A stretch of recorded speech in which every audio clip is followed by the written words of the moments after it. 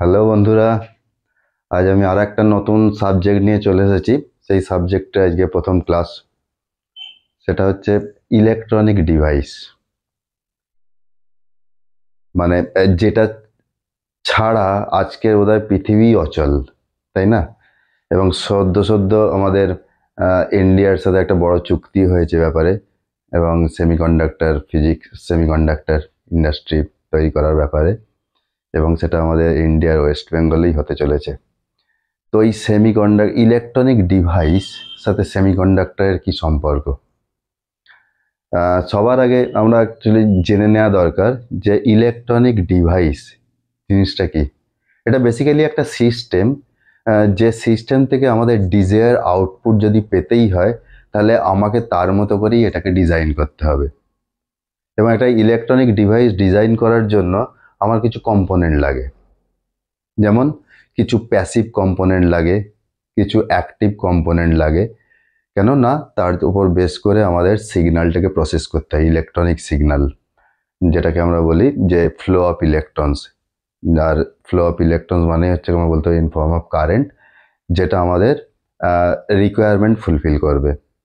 তাহলে এই কম্পোনেন্টগুলো আবার কি মেটেরিয়ালের হবে, সেটাও আমরাই ডিসাইড করব অ্যাজ ইঞ্জিনিয়ার্স।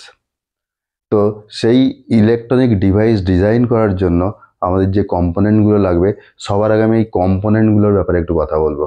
আমি কয়েকটা নতুন টার্ম ইউজ করলাম না, যে অ্যাক্টিভ কম্পোনেন্ট, প্যাসিভ কম্পোনেন্ট, বা তাদের মেটেরিয়াল কি হবে।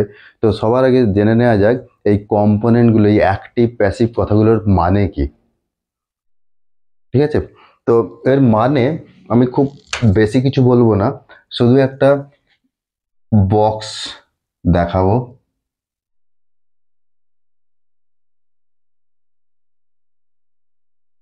এবং আমি জানি না, এটা এটা একটা ব্ল্যাক বক্স।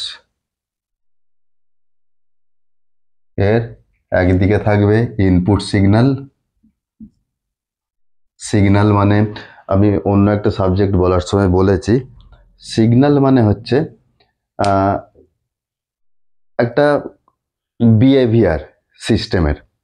ঠিক? তো একটা সিস্টেমের বিহেভিয়ার পেতে গেলে তাকে কিছু আমার ইনপুটে দিতে হবে, সিগন্যাল, যেটা টাইমের সাথে ভ্যারি করবে এরকম একটা কোয়ান্টিটি। সেটা যে কোনো কিছু হতে পারে, লাইট হতে পারে, সাউন্ড হতে পারে, ইলেকট্রিক্যাল সিগন্যাল হতে পারে, লাইক ভোল্টেজ আর কারেন্ট। তো আমি এখানে ভোল্টেজই দেখাবো, ধরে নেব, দিচ্ছি। আর আউটপুটও একটা সিগন্যাল পাবো। আমি ধরে নিই ইনপুট ভোল্টেজের ভ্যালু হচ্ছে ভিআই, আর আউটপুটের ভোল্টেজ হচ্ছে ভি নট। এবং করেসপন্ডিং যদি পাওয়ার মেজার করি, তাহলে ইনপুটের পাওয়ার হচ্ছে পিআই। ফর্মুলা কি? না, ভি স্কোয়ার বাই আর, তাই না? পাওয়ার। তো ইনপুট ভোল্টেজ যদি জানি আর ইনপুটটা সাইডে রেজিস্ট্যান্স জানা থাকে, তাহলে আমি easily you can calculate the value of VI. Similarly আউটপুটের যদি ইম্পিডেন্স জানা থাকে আর ভি নট থাকে, আমরা তার corresponding power of P not বের করতে পারবো। এই পি নট আর পিআই এর মধ্যে রিলেশনশিপ বলে দেবে যে এই বক্সের ভিতরের যে কম্পোনেন্টগুলো আছে তাদের নেচার কি, অ্যাক্টিভ না প্যাসিভ। যদি একই ক্যাটাগরির আমি কম্পোনেন্ট এই বক্সের মধ্যে ইউজ করি, তাহলে, আর যদি রিলেশনশিপটা এরকম হয় যে P not greater than PI, মানে signal power of the output of the system যদি input power of the system বেশি হয়, এই যে output power greater than input power of the system, তাহলে আমি বলতে পারি definitely this is active, filled with active components.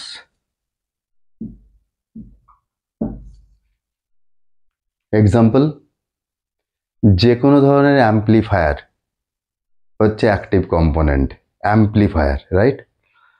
তো বা অসিলেটারও হতে পারে, যেখানে আমাদের আউটপুট পাওয়ার ইনপুট সিগন্যালের পাওয়ারের থেকে বেশি। আবার যদি এটা উল্টোটা হয়,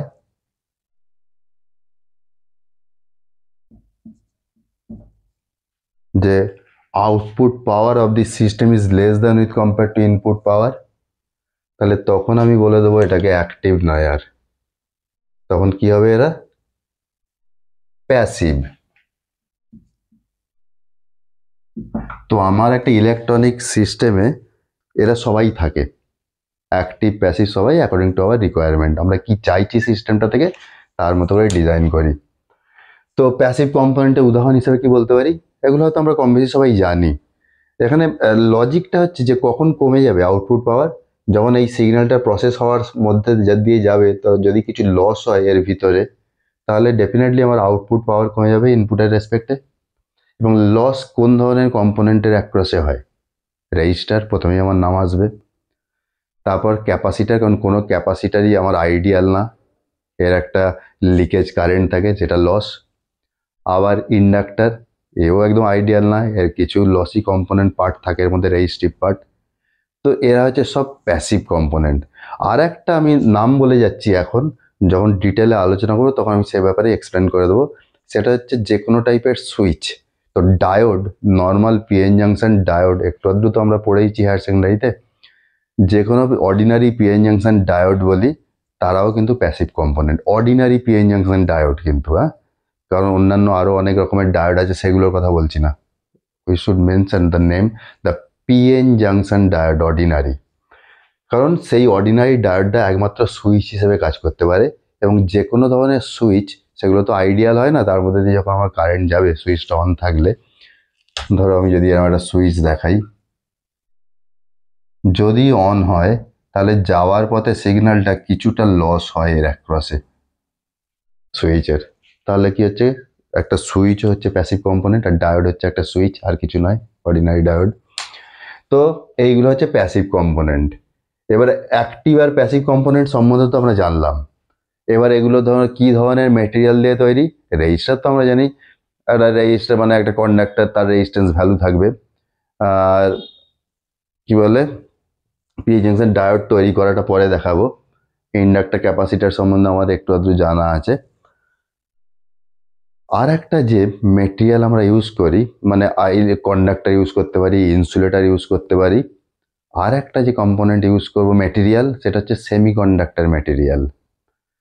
সেমিকন্ডাক্টর মেটেরিয়াল কি না, purely it is like conductor আর না ইনসুলেটর, এর মাঝামাঝি একটা, যার কন্ডাক্টিভিটি আমরা আমাদের হিসাব মতো চেঞ্জ করতে পারি।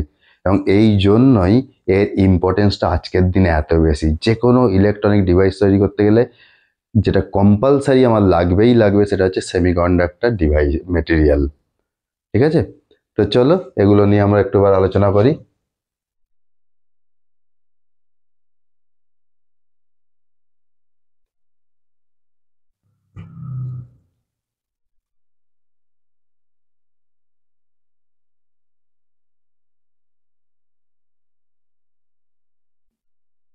ঠিক আছে, তো সেমিকন্ডাক্টর মেটেরিয়াল যাওয়ার আগে আমার যে কোনো একটা সলিড তৈরি হয় কি করে, না তার একটা ক্রিস্টালাইন ফরমেশন থাকে। ক্রিস্টালাইন ফরমেশন মানে কি,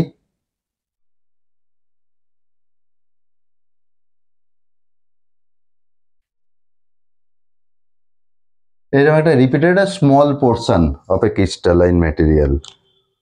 ক্রিস্টাল মানে কি, যার ফর্মটা হচ্ছে সলিড ইন নেচার, এবং এখানে অ্যাটমগুলো একটা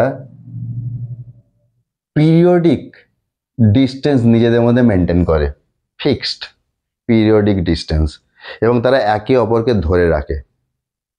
সেই ধরে রাখাটা যত, তার যে ধরে রাখার যে বন্ডিং পাওয়ার, ঠিক আছে, সেটা যার যত বেশি, সেই হিসাবে সেই মেটেরিয়ালের একটা প্রপার্টি তৈরি হয়ে যায়। ঠিক, তো চলো দেখে নেওয়া যাক কি কি ধরনের এই বন্ডিং এনার্জিগুলো কাজ করে, bonding force, sorry not energy. Number one, আমি তিন ধরনের কথা বলবো। একটা হচ্ছে আয়নিক বন্ডিং।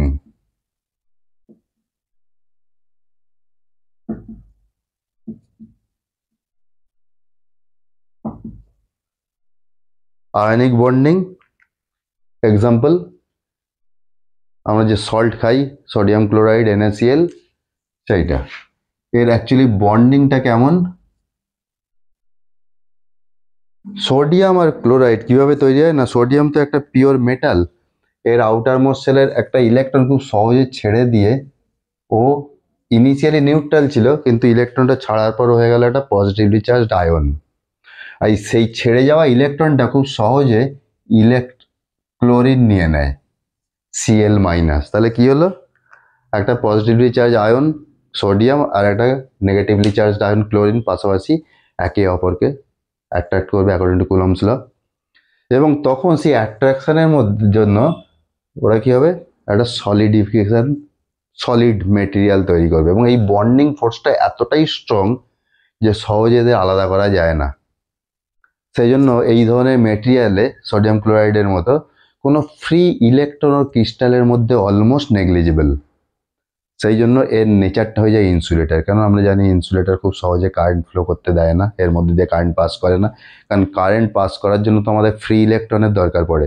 তো এখানে তো অলমোস্ট না বরাবর, এতটাই স্ট্রং বন্ডিং, এখানে কোনো ফ্রি ইলেকট্রন থাকে না, বন্ডিংয়ে তৈরি করতে ইনভলভ হয়ে যায় ইলেকট্রনগুলো। কারণ একজন ছাড়ে একজন নেয়, দিয়ে দুজনে অ্যাট্রাক্ট করে কুলম্বিক ফোর্সে স্ট্রং বন্ড তৈরি করে। এবং এই ফোর্সটার নাম হচ্ছে electrostatic force.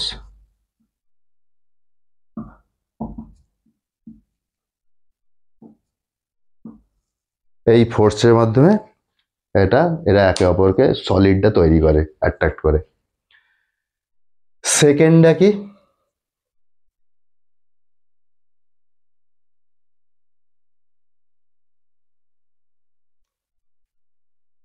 Second category bonding,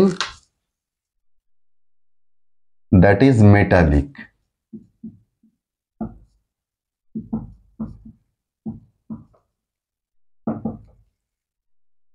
এখানে সব রকম মেটালই থাকবে, সোডিয়াম, পটাশিয়াম, সোডিয়াম, হ্যাঁ, গোল্ড, অ্যালুমিনিয়াম, এরকম যে কোনো মেটাল।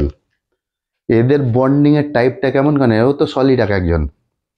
এরা কি করে, এদের আউটার মোস্ট সেলের যে ইলেকট্রনগুলো থাকে লুজলি বাউন্ডেড, এরা প্রত্যেকটা অ্যাটম তার আউটার মোস্ট সেলের ইলেকট্রনগুলোকে ছেড়ে দেয় ক্রিস্টালের মধ্যে। একটা huge amount of electrons are available, we can say it is sea of electrons. তো এই ইলেকট্রনের সমুদ্রের মধ্যে এই মেটাল আয়নগুলো ডুবে যায় থাকে, কারণ ওরা ছেড়ে দেওয়ার পর কি হয়ে যাবে, কে থেকে k plus, sodium Na plus, অথবা অ্যালুমিনিয়াম, যাক আমি দুটো এক্সাম্পলই নিলাম। এর ক্রিস্টালের মধ্যে যে ইলেকট্রনের আছে, হিউজ অ্যামাউন্ট অফ ইলেকট্রন, তাদের মধ্যে ডুবে থেকে একটা বন্ডিং তৈরি করে এই ইলেকট্রনের সাথে। সেই বন্ডিংটার নাম হচ্ছে মেটালিক বন্ডিং। আর নেচারটা কি, এটাও একটা ইলেকট্রোস্ট্যাটিক বন্ডিং। তাহলে ফোর্সের নেচার হচ্ছে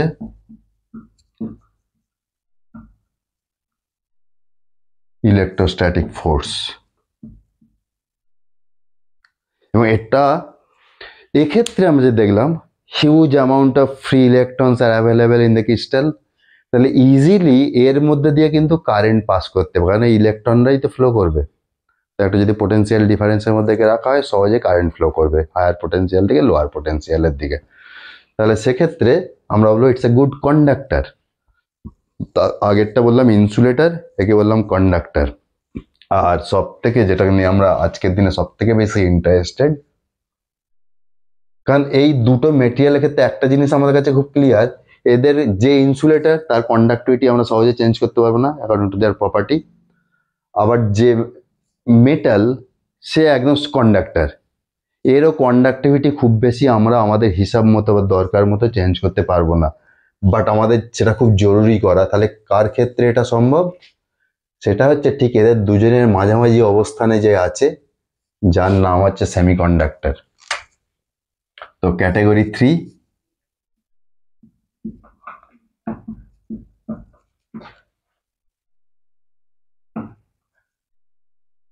সরি বন্ডিং বললাম, বন্ডিং এর নাম দিয়েই বলবো। থার্ড টাইপ অফ বন্ডিং, একটা আয়নিক একটা মেটালিক, আর এটা হচ্ছে কোভ্যালেন্ট।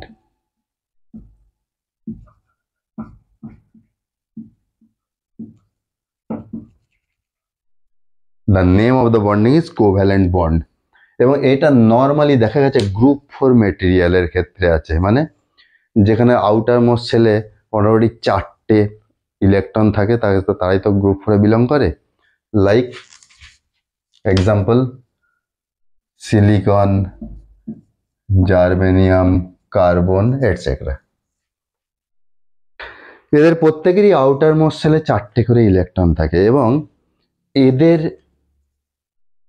এটা কি বলে স্ট্রাকচারটা ক্রিস্টাল, আমি একটা স্মল পোর্শন নেবো, ধরো আমি সিলিকনটা নিলাম, আর এটা খুব cost effective, easily available.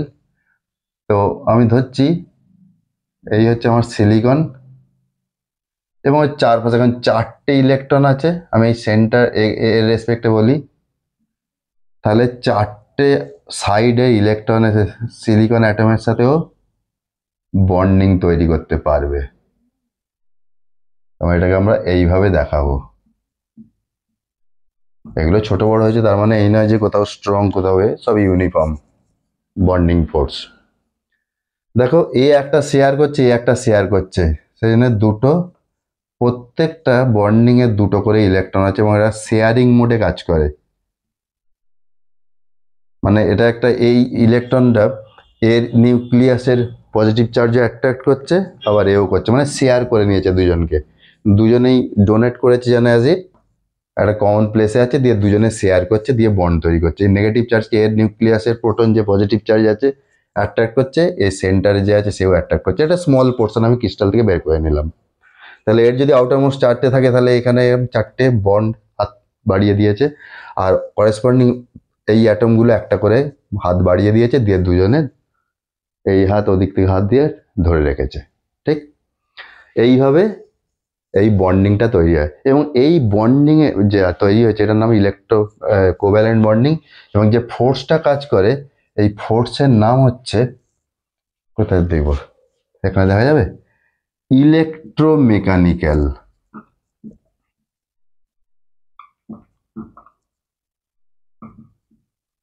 Force. এবং এর strength, it is not like insulator, মানে ওদের মতো অত শক্ত নয়, মানে একদম স্ট্রং নয়, আবার মেটালের মতো এত উইকও নয়, এর মাঝামাঝি জায়গায় একটা থাকে এবং একটা রুম টেম্পারেচার মানে 27 to 30 ডিগ্রি সেন্টিগ্রেডে এর মধ্যে কিছু বন্ড ভেঙে গিয়ে ফ্রিলি মুভ করতে পারে। ঠিক, আর যখন এই বন্ড থেকে একটা ইলেকট্রন বেরিয়েছে তখন বলবো যে absence of electron is equivalent to hole positive charge.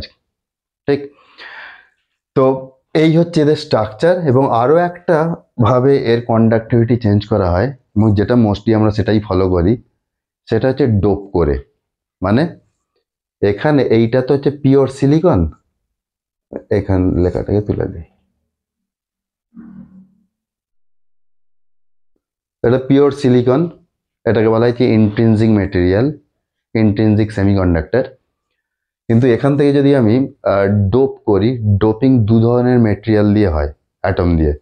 একটা হচ্ছে ট্রাইভ্যালেন্ট অ্যাটম লাইক বোরন, মানে যাদের আউটার মোস্ট শেলে 3টে ইলেকট্রন থাকবে, অথবা pentavalent atom like arsenic, phosphorus.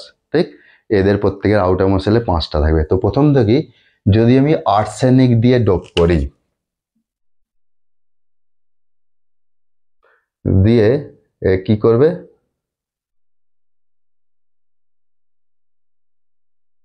একে ধরো রিপ্লেস করে দিল আর্সেনিক।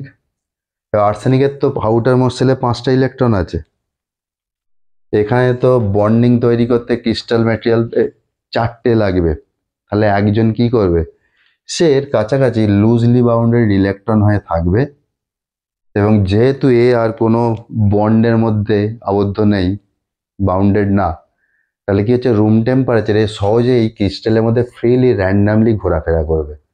এটা তো হচ্ছে একটা আর্সেনিকের জন্য। এরকম আমরা 10⁻16 to 10⁻21 or 22 per cc cubic centimetre number হিসাবে আমরা ডোপ করি। তাহলে একটা হিউজ অ্যামাউন্ট ইলেকট্রন, প্রত্যেকটা অ্যাটম পিছু একটা করে হলে এরকম যে সংখ্যায় নেব পার কিউবিক সেন্টিমিটার ততগুলো ইলেকট্রন ফ্রি।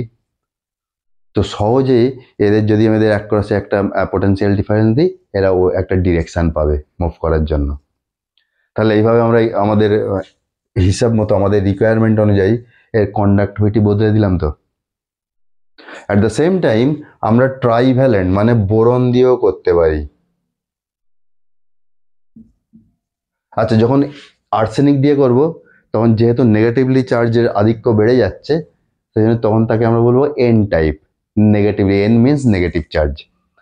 আর বোরন দিয়ে করলে কি হবে? তাহলে হোস্ট অ্যাটমকেও রিপ্লেস করে দিল, ধরো এরকম। ওর তো নেই, একটা কম তো, ওর তো তিনটে, সেই জন্য তিনটে শেয়ার করতে পারছে, এখানে করতে পারেনি, এ করেছে এখানে করতে পারেনি। তো বলেছি absence of electron is equivalent two positive charge. তো এইভাবে আমরা কি করতে পারি, বলতে পারি এগুলো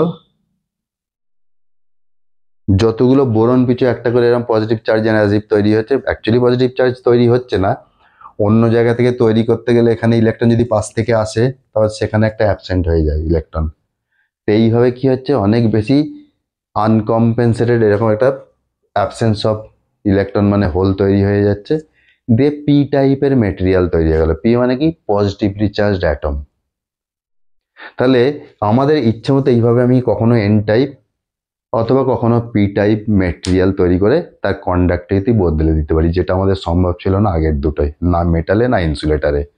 সেই জন্য এর ডিম্যান্ড এত বেশি যে কোনো ডিভাইসের ডিজাইনের ক্ষেত্রে, কারণ এই প্রপার্টি বদলে দিয়ে যদি আমার রিকোয়ারমেন্ট ফুলফিল হয়ে যায়, এর থেকে তো আর ভালো কিছু হতে পারে না, তাই না? কোশ্চেন হচ্ছে, এইগুলো তো হলো আমি ফিজিক্যালি বললাম, এই যে এনার্জি লেভেল এইসব বারবার কথা বলছি, এই জিনিসটা আমাকে বুঝতে গেলে আমার একটুখানি, খুব বেশি ডিটেলসে যাব না। ও, আরেকটা প্রশ্ন এমনি করে নিই তোমাদের, এগুলো খুব ইউনিক কিছু কনসেপ্ট।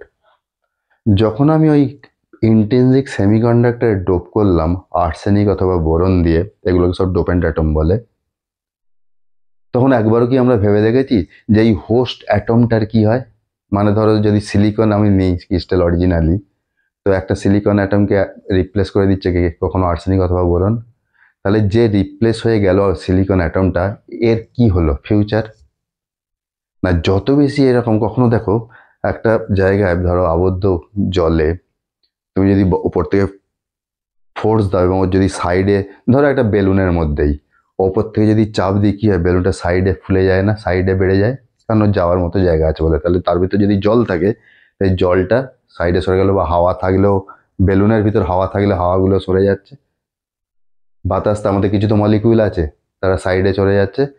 এইরকমই আমরা যখন বাইরে থেকে ফোর্স দিয়ে ডোপ্যান্ট অ্যাটম দিয়ে ডোপ করি, তখন ওই হোস্ট অ্যাটমগুলো রিপ্লেস হতে হতে কি হয়, ক্রমশ সারফেসের দিকে সরে যায়, মানে যে মেটেরিয়ালটা নিয়ে কাজ করি তার একদম আউটার সারফেসের দিকে মুভ করতে শুরু করে, যেমন ওই বেলুনের ও ক্রমশ সাইডের দিকে সরে গেছিল। ভেরি ভেরি ইম্পর্টেন্ট কনসেপ্ট, জেনে রাখো এটা। এবং এগুলোকে তখন বলা হয় ডিফেক্ট স্টেট, কারণ আর ওই স্টেটটা নিয়ে আমরা খুব বেশি বদার করি না, কারণ আমাদের কোনো ক্যালকুলেশনের মধ্যে খুব বেশি ওরা আসবে না। তো এগুলো তো গেল সব ফিজিক্স। এবার একটু টেকনিক্যালি এটাকে আমার এনার্জি ব্যান্ড দিয়ে যদি আমরা আলোচনা করতে চাই, আমরা কিভাবে করব?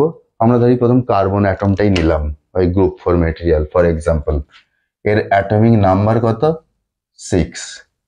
এটাকে যদি আমার অরবিটে ভেঙে দিই, ইলেকট্রন ডিস্ট্রিবিউশন কত হবে, 1s² আর 2s², 2p², এই তো ইলেকট্রনের ডিস্ট্রিবিউশন।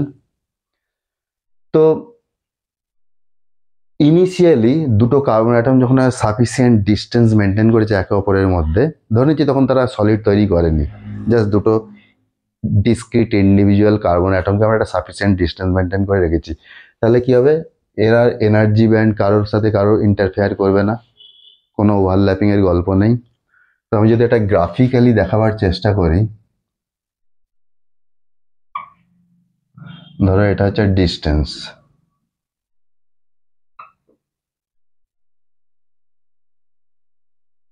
আর এটা হচ্ছে এনার্জি ই, এটাকে পুরো কথাটা বলাটা ভালো,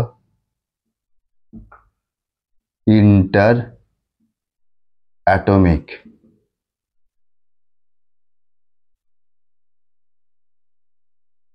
ডিস্টেন্স।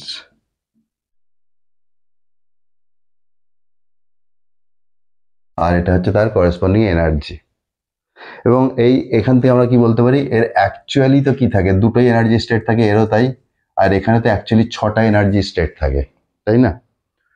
তো আমি যদি এরকম n সংখ্যক কার্বন নিয়ে কাজ করি, তাহলে কি হচ্ছে, যদি একটা এরকম হয় তাহলে n সংখ্যক কি হবে? তো ওভারল্যাপিং কোথায় শুরু হয়? প্রথম আউটার মোস্ট অরবিটাল থেকে একে অপরের সাথে ওভারল্যাপ শুরু করবে। যদি আমি ডিস্টেন্স কমাই, লেফট সাইডে আসি, তাহলে ইনিশিয়ালি ধরো n খানা অ্যাটমের জন্য ডিসক্রিট লেভেলের, এই আমি আউটার মোস্টেরই বলছি, এইখানে কি আছে, এখানে দুটো এনার্জি লেভেল আছে একটা অ্যাটমের, তাহলে n খানা অ্যাটমের কতগুলো থাকবে? 2n। এখানে অ্যাকচুয়ালি 6টা এনার্জি থাকে একটা অ্যাটমের, তাহলে n খানার জন্য, এবং এর এনার্জি লেভেল হায়ার পজিশনে থাকে, সেজন্য ওপরে দিলাম। ওপরে যখন কোনো এনার্জি লেভেল দেখানো হবে সেটা হায়ার বোঝাবে, হায়ার এনার্জি লেভেলে আছে। এবং যত এবার দেখো এটা সেপারেট মেনটেন করছে এদের আইডেন্টিটি, কিন্তু যদি অত অত ডিস্টেন্স কমাবো, লেফট সাইডে যাবো, একটা সময় পর কি হবে, ওভারল্যাপ করা শুরু করবে।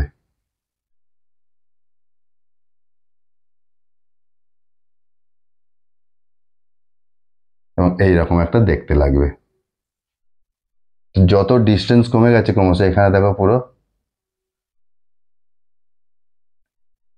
2n আর 2p এরা ওভারল্যাপ করে গেছে, একটা ডিস্টেন্সে গিয়ে মিক্স হয়ে গেছে, আইডেন্টিফাই করা যাচ্ছে না, এই যে আলাদা আলাদা। কিন্তু তারপরেও যদি আরো ফার্দার কমাই, তখন একটা মজার ঘটনা ঘটে। তখন আর এরকম ডিসক্রিট এনার্জি লেভেলের কোনো জায়গা থাকে না, অস্তিত্ব থাকে না। তার বদলে কি হয়, দুটো ব্যান্ডে ভেঙে যায়, যাকে বলা হচ্ছে এনার্জি ব্যান্ড। এবং এইটাকে বলা হচ্ছে, তার এটা হচ্ছে মিনিমাম ভ্যালু, এটাকে নাম আছে একটা, আর এটার একটা নাম আছে। কি কি নাম? এই হায়ার ব্যান্ড এনার্জিটাকে বলা হয় কন্ডাকশন এনার্জি ব্যান্ড,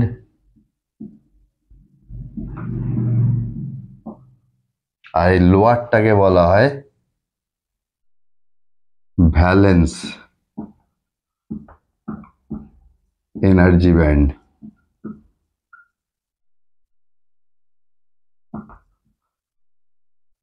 তাহলে এরকম ডিসক্রিট থেকে আস্তে আস্তে কমতে কমতে, এবং তখনই কি হয়, তখন ওভারল্যাপ করা শুরু করে, একে অপরের মধ্যে অ্যাট্রাকশন তৈরি হয়ে যায় ওভারল্যাপ করলেই, এবং সলিড তৈরি হয়। এবং তখন তাদের আর এরকম ডিসক্রিট এনার্জি ব্যান্ডের বদলে তখন আমরা ব্যান্ড দিয়ে এগুলোকে রিপ্রেজেন্ট করি। এগুলো তো গেল থিওরিটিক্যাল কনসেপ্ট, ঠিক? তো এরকম কেন হলো? কারণ যখন সলিড তৈরি হয়ে যায়, তখন ইলেকট্রনের দুটোই এনার্জি স্টেট নর্মালি বলা হয়। একটা হচ্ছে লোয়ার এনার্জি স্টেট, যার নাম হচ্ছে ভ্যালেন্স এনার্জি ব্যান্ড, আর একটাকে বলা হয় হায়ার এনার্জি স্টেট, যার নাম হচ্ছে কন্ডাকশন এনার্জি ব্যান্ড।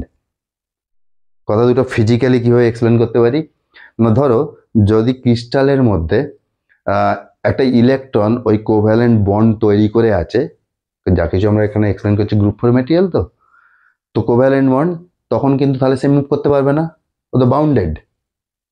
তখন তাকে বলতে পারি আমি, সে লোয়ার এনার্জি লেভেলে আছে সেই ইলেকট্রনগুলো, এবং সেটা আমরা ম্যাথামেটিক্যাল বা গ্রাফিক্যালি বলি যে ভ্যালেন্স ব্যান্ডে আছে।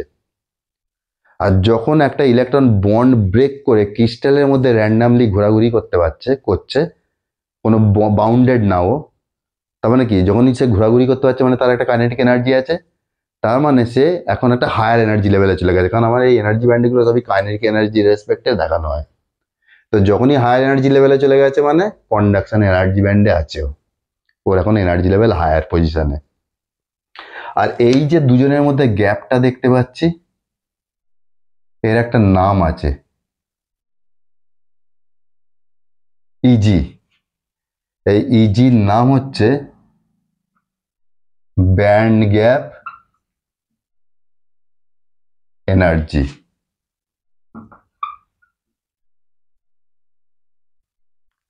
ব্যান্ড গ্যাপ এনার্জি মানে এর এই যে গ্যাপের মধ্যে মানে ম্যাক্সিমাম ভ্যালেন্স আর এটা মিনিমাম কন্ডাকশন, এই দুটোর ডিফারেন্সকে বলা হয় ইজি। এবং এর মাঝে কোনো এনার্জি স্টেট নেই, এটাকে নাম হচ্ছে ফরবিডেন এনার্জি স্টেট। এবং এর ভ্যালুর উপর অ্যাকচুয়ালি ভ্যালুটা ডিসাইড করে যে ওই মেটেরিয়ালটার নেচার কেমন হবে। যেমন না, ইনসুলেটারের ক্ষেত্রে ধরি, অর্ডিনারি কার্বনের ক্ষেত্রে, যখন সে ডায়মন্ড ফর্মে আছে, তখন আচ্ছা এগুলো তো হয়ে গেছে, এগুলো আমি সরিয়ে নিই। এখন শুধু ইজি নিয়ে কথা বলবো।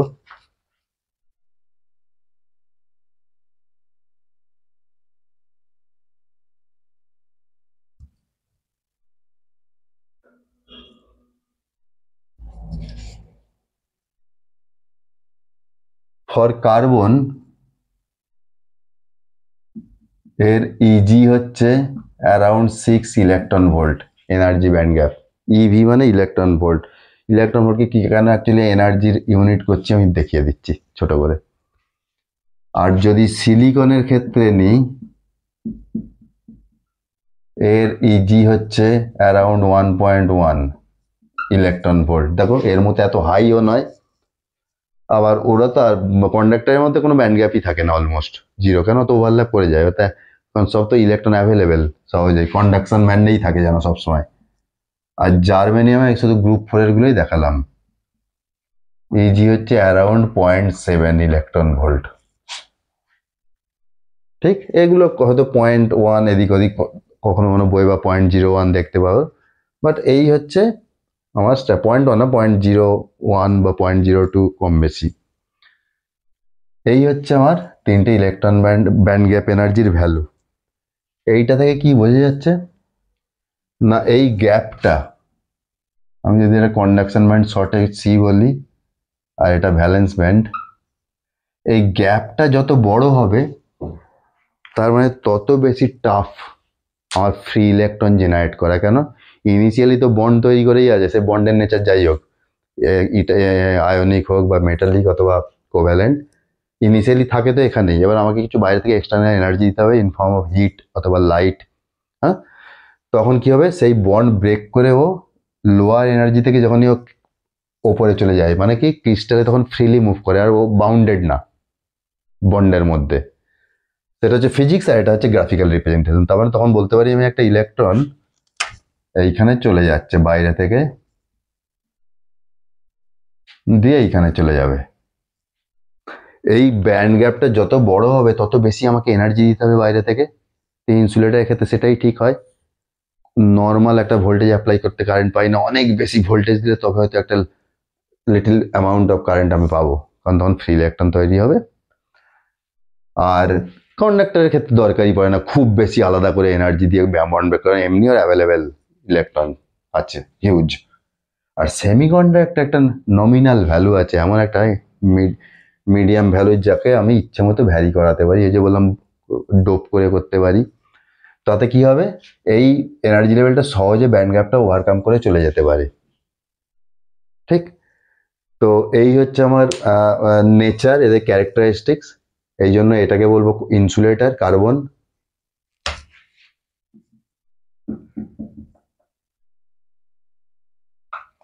আর এরা হচ্ছে সেমিকন্ডাক্টর, এদের নেচার অনুযায়ী। ঠিক,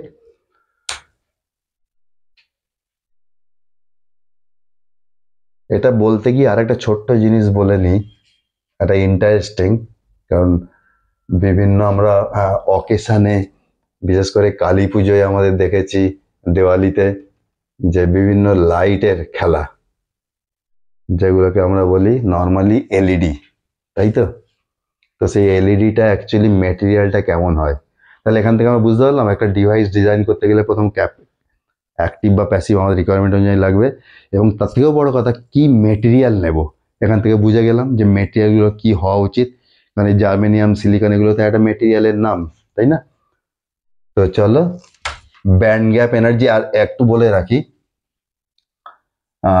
ইকে ডায়াগ্রাম, এটা জানতে গেলে একটা ডায়াগ্রাম জানতে হয়, ইকে ডায়াগ্রাম। এটা হচ্ছে একটা প্রপার্টি মেটেরিয়ালের, যেটাকে আমরা চেঞ্জ করতে পারি না পিওর মেটেরিয়াল হলে। তো ইকে ডায়াগ্রাম মানে কি, ধরো অ্যালং এক্স অ্যাক্সিস আমি নেব কে, যার নাম হচ্ছে অ্যাকচুয়ালি ওয়েভ ভেক্টর, আর এই বরাবর নেব এনার্জি।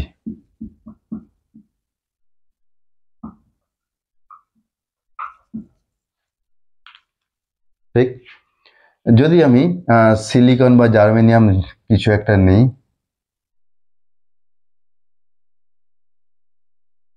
দেখছো অ্যাকচুয়ালি এনার্জি ব্যান্ডগুলো কিন্তু এরকমই দেখতে, মানে parabolic in nature. E K diagram মানে কে ভার্সেস ই যদি নিই, একটা ওয়েভ ভেক্টর, একটা প্রপার্টি ম্যাটেরিয়ালের, একটা এনার্জি লেভেল। এটা কি বলে, হায়ার এনার্জিতে আছে মানে কন্ডাকশন ব্যান্ড, আর এ হচ্ছে লোয়ার এনার্জিতে আছে ভ্যালেন্স ব্যান্ড। এবং কাকে নিয়ে আমি অ্যাকচুয়ালি কাজ করবো, এর ম্যাক্সিমা আর এর মিনিমা। তাহলে এদের মধ্যে ব্যান্ড গ্যাপের এনার্জির ডিফারেন্স কত? যদি এটা সিলিকন হয়, এই ভ্যালুটা হবে, এটাই তো band gap, around 1.1 electron volt. এবং খেয়াল করো, যদি একটা ইলেকট্রন আমি ধরো এনার্জি লেভেল দিয়ে এখানে তুলে দিয়েছি কন্ডাকশন ব্যান্ডে বাইরে থেকে, ও যদি এখানে আবার ফল করে, তাহলে রাস্তাটা হচ্ছে এরকম, যে কোনো একটা হতে পারে, এইভাবে আসতে পারে, এভাবে আসতে পারে, আমি দেখালাম। এই ইলেকট্রনটা ফ্রিলি মুভ করছিল, দিয়ে কোনো এক সময় অটোমেটিক্যালি ধরো হায়ার এনার্জি থেকে লোয়ার এনার্জিতে এসে পড়লো, কারণ সবাই তো টেন্ডেন্সি থাকে লোয়ার এনার্জি থেকে স্টেবিলাইজ করার সিস্টেমে। তো এইখান থেকে হায়ার এনার্জি থেকে লোয়ার এনার্জি যদি আমি স্ট্রেট ফরওয়ার্ড দেখি, এইভাবে পড়ছে, কিন্তু স্ট্রেট তো আসছে না, আসার পথে কি হচ্ছে, এটা ধরি একটা ভ্যালু কে এর হচ্ছে K1, আর এই ভ্যালুটা যেখানে পড়ছে সেখানে হচ্ছে ভ্যালুটা হচ্ছে K2। তাহলে কে এর ভ্যালু চেঞ্জ হচ্ছে ও যখনই ফল করছে। কে মানে কি, এটা ওয়েভ ভেক্টর, মানে এটা actually related to vibration, internal vibration of the crystal. তার মানে যখনই ইলেকট্রনটা এখানে ফল করছে, তখনই ও ভাইব্রেশন চেঞ্জ হচ্ছে, এবং ভাইব্রেশনের সাথে ডিরেক্টলি রিলেশন হচ্ছে হিটের। তাহলে এক্ষেত্রে যখন একটা ইলেকট্রন পড়বে, তার এক্সেস এনার্জিটা আমার বেরিয়ে যাবে তো, কারণ হায়ার এনার্জি থেকে লোয়ার এনার্জি দিলে এক্সেস এনার্জি কি হবে, according to conservation law of energy বেরিয়ে যাবে। এখন কি ফর্মে বেরোবে, হিট না লাইট? যেহেতু ওয়েভ ভেক্টরের ভ্যালু চেঞ্জ হচ্ছে, তার মানে হচ্ছে ভাইব্রেশন হবে আর ইন্টারনালি হিট জেনারেট হবে, তাহলে হিটের মাধ্যমেও রিলিজ করবে। তাহলে এই ধরনের মেটেরিয়াল থেকে কিন্তু আমি লাইট পাবো না। তাহলে মার্কেটে যে বিভিন্ন কালারের লাইট গুলো পাওয়া যায়, কখনো গ্রিন, ইয়েলো, রেড, সেগুলো কি, তখন আর এরকম, এটা জার্মেনিয়ামের ক্ষেত্রে এরকম খালি এই ব্যান্ড গ্যাপ এনার্জিটা চেঞ্জ হয়ে 1.1 থেকে 0.7 হবে, আর কিছু না। আর এর এর নাম হচ্ছে indirect band gap material, indirect. কারণ কি, ওর মিনিমা আর এর ম্যাক্সিমা কিন্তু একই ওয়েভ ভেক্টরের আন্ডারে নেই, দুটো ডিভিশনের ওয়েভ ভেক্টরে আছে। এবার হচ্ছে indirect band gap material. Example silicon, germanium, এদের থেকে আমরা হিট পাই, লাইট না। তাহলে এলইডি পেতে গেলে কি ধরনের ম্যাটেরিয়াল আমরা অ্যাকচুয়ালি ইউজ করি? বাকি সব ঠিকই আছে, একই। ধরো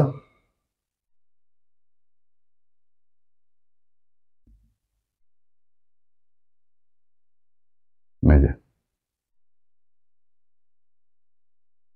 দেখছো এর মিনিমা অফ কন্ডাকশন ব্যান্ড আর maxima of valence band, their location is same value of K prime. ঠিক আছে, এবং এই এন্ড এনার্জিটা হচ্ছে ইজি। এখান থেকে যখন একটা ইলেকট্রন পড়বে,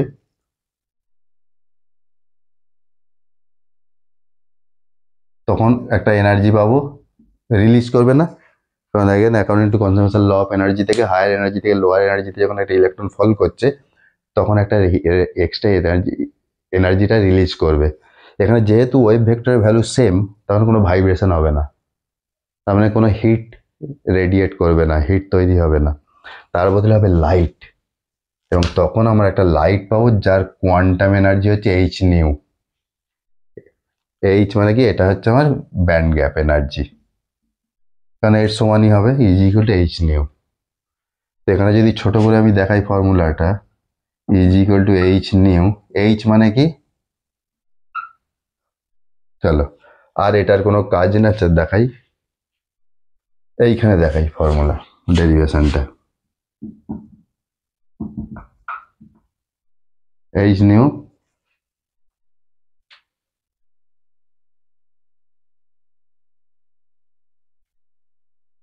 এবং নিউ মানে frequency of this wave, light wave, এটাকে বলতে পারি H C by lambda. C মানে লাইট ভেলোসিটি, ল্যামডা হচ্ছে ওয়েভ ওয়েভ লেংথ।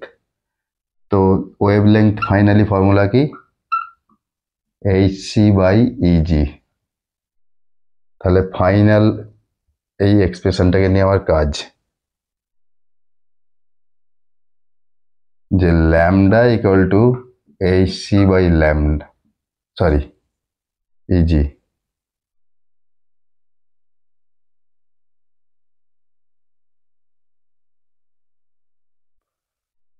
এবং খেয়াল করছো যে ওয়েভলেংথ মানে কি, এক একটা লাইটের ক্ষেত্রে এক এক রকম। এই যে গ্রিন বলি, রেড বলি, ইয়েলো বলি, কে ডিসাইড করবে? লাইট ভেলোসিটি তো constant, C, C light velocity,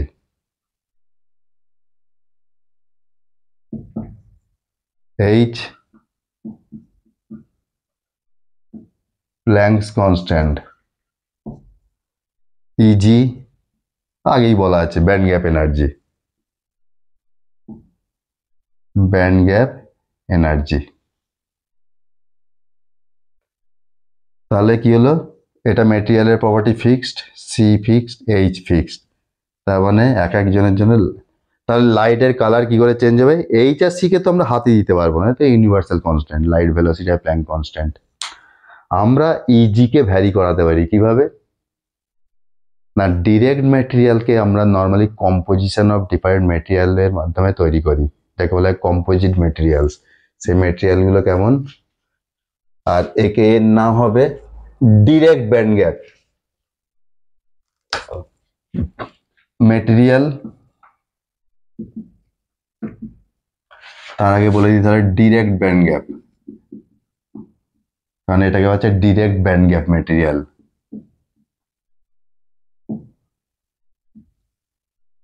like gallium arsenide. এবার কম্পোজিশন মানে কি, এই যে এক্সটা হচ্ছে কম্পোজিশন ফ্যাক্টর,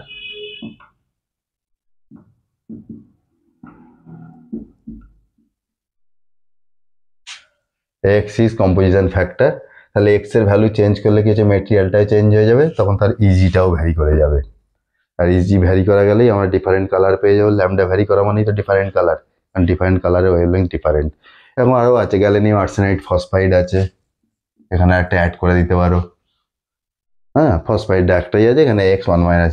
তাহলে এখানে যদি আমি কিছু না নিই, গ্যালিয়াম আর্সেনাইড যদি এখানে এক্স নিই, তাহলে এটা ওয়ান মাইনাস এক্স। তো এইভাবে কম্পোজিশন ফ্যাক্টর চেঞ্জ করে আমরা ডিফারেন্ট ম্যাটেরিয়ালের ব্যান্ড গ্যাপ এনার্জি পাল্টে দিয়ে ডিফারেন্ট কালারের লাইট পেতে পারি। ঠিক, তো চলো আজ এই পর্যন্ত। আমার মোটামুটি একটা ফিজিক্স, সেমিকন্ডাক্টর ফিজিক্সটা মোটামুটি একটু জানলাম। এরপর সেটাকে দিয়ে কিভাবে বিভিন্ন ডিভাইস তৈরি করতে কাজে লাগবে, এটা আমরা নেক্সট ক্লাসে আলোচনা করব। ঠিক, চলো দেখা হচ্ছে নেক্সট ক্লাসে। টাটা, বাই।